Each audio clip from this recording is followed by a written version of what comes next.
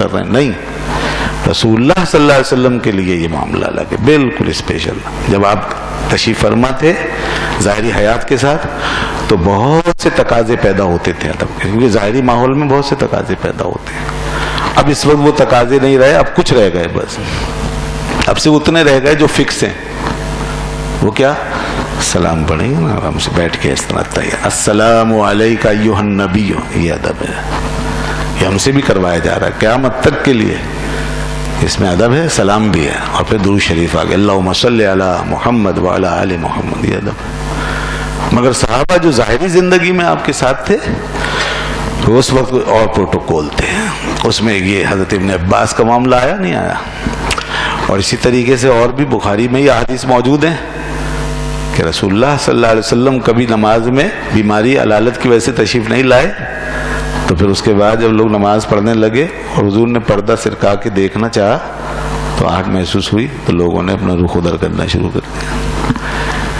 ادب بھی محبت بھی ساتھ ساتھ چل رہا ہے، نماز کے اندر نماز پڑھ رہے ہیں، حضرت ابوبکر صدیق رضی اللہ عنہ امامت کر رہے ہیں اور لوگ اس طرح دیکھ رہے ہیں مڑ کے، جہاں سے پردہ ہٹا ہے وہ بالکل اسی طرح سے جیسے آج روضہ پاک ہے، اور بالکل اس کی سیدھ میں ایسے ہی صف بنی ہوئی۔ اب ظاہر ادھر دیکھنے کے لیے یہاں سے جب کوئی دیکھے گا تو کتنا مڑے گا، چہرہ بھی مڑے گا، سینہ بھی مڑے گا، دیکھنا۔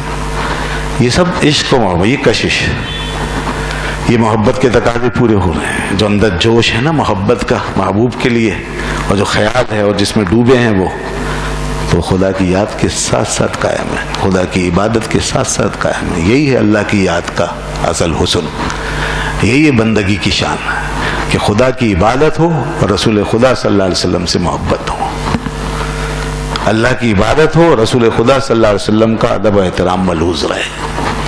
یہ تو وہ دیکھتے تھے اور کہتے تھے، بخاری شریف میں الفاظ ہیں، کأن وجہہ ورقۃ مصحف، چہرہ پاک ایسا چمک رہا تھا، پردے سے پٹی ایک سیاہ باندھی ہوئی تھی، بخار، شدید بخار کی وجہ سے، اس پر جو چہرے کی رنگت اور جو حسن ایک ابھر کے سامنے آ رہا تھا اور کھلکھلا رہا تھا، تو چہرے پاک کی تجلیوں سے وہ دیکھ کر کے کہنے لگے کہ ایسا لگ رہا تھا جیسے خدا کا قرآن کھلا ہوا ہے، کھلا قرآن معلوم دیتا تھا۔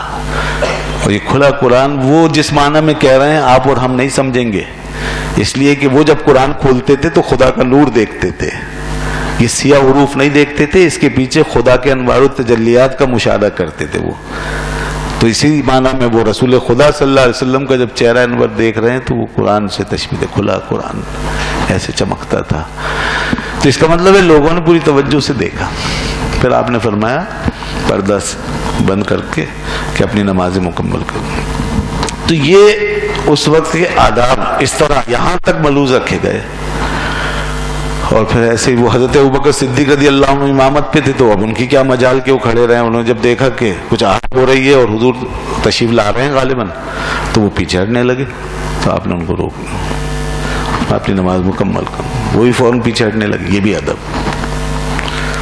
ایسی حضرت عبداللہ ابن مسعود رضی اللہ عنہ، یہ بھی بخاری شریف کی حدیث ہے کہ وہ بھی ایک دفعہ نماز میں، نفل نماز میں پیچھے آ کے کھڑے ہو گئے، تو نفل نماز آپ طویل فرماتے تھے، نفل طویل فرماتے، اکیلے پڑھتے تھے، طویل فرماتے، طویل ہو گئی۔ حضرت ابن مسعود کے پیر ذرا کمزور تھے، پیر جو ہوتے ہیں ان کے پتلے تھے اور کمزور تھے، ان سے کھڑا نہیں ہوا جا رہا تھا، تو فرماتے میرے دل میں خیال آیا کہ میں بیٹھ جاؤں، مگر ساتھ ہی عشق نے آواز دی، نماز کی حالت میں پیچھے کھڑے ہیں وہ، اور یہ اب اندر سے آواز آ رہی ہے عشق، اور ان کا ادب بولنے لگا کہ ابن مسعود بہت بری بات ہے، یہ کیسے ہو سکتا ہے کہ رسول اللہ صلی اللہ علیہ وسلم تو کھڑے رہے ہیں اور تم بیٹھ جاؤ۔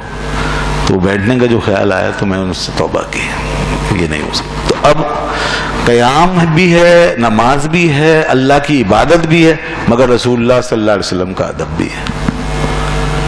یہ ساری باتیں، یہ تمام احادیث جو چیز ہمیں دے رہی ہیں اور جو خیال ہمارے اندر پیدا کر رہی ہیں، بلکہ نظریہ اور عقیدہ کا یہ جو ہمارے لیے ہے وہ یہ ہے کہ اگر عین حالت نماز میں رسول اللہ صلی اللہ علیہ وسلم کا خیال آتا ہے یا آپ کا ادب کیا جاتا ہے تو یہ شرک نہیں ہے، یہ شرک نہیں ہے، اس لیے کہ شرک کے معاملے میں یہ بات واضح طور پہ موجود ہے کہ جب اللہ کو اللہ سمجھا اور بندے کو بندہ سمجھا کبھی شرک نہیں ہو. حتیٰ کہ نماز میں بھی دیکھیے نا، انہوں نے رسول کو رسول ہی سمجھا، خدا نہیں سمجھا. یہ شرک نہیں ہے.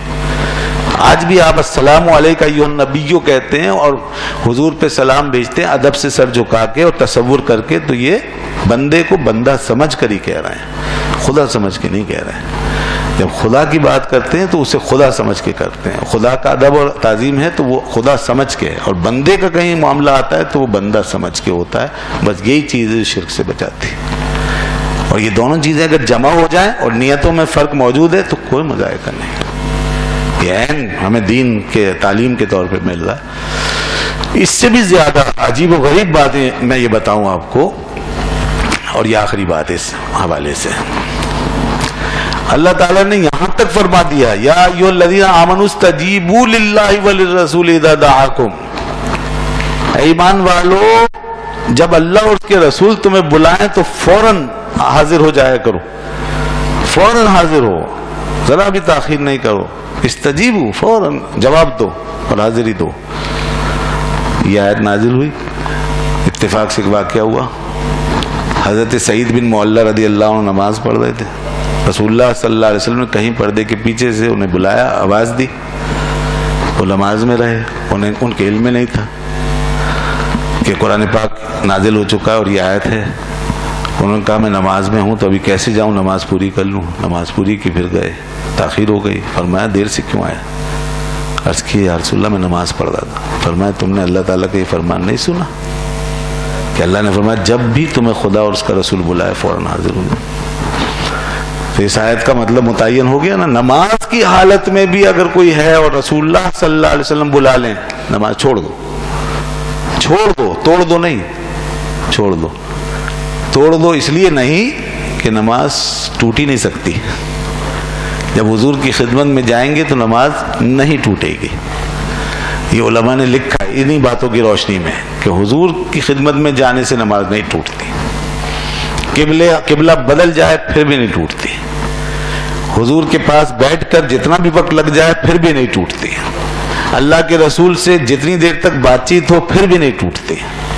اور حضور اگر اپنے کام سے کہیں بھیج دیں اور پھر اس کے بعد فارغ ہو کے آئیں پھر بھی نہیں ٹوٹتی. یہ سب کچھ ہو جانے کے بعد جتنی پڑی تھی وہ ہو گئی اور جو رہ گئی وہ اب پڑھ لو.